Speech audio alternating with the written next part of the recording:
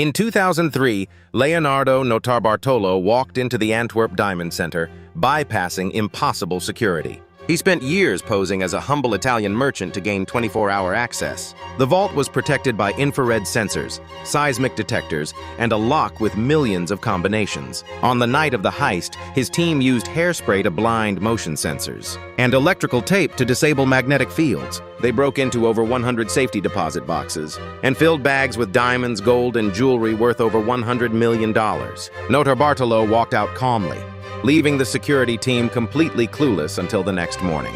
But the ultimate downfall came from a half-eaten salami sandwich left near the scene.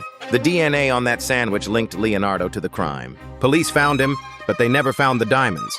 To this day, $100 million in stones remains missing. The mastermind served time and went home, but the treasure stayed buried. It remains the most sophisticated jewel heist the world has ever seen.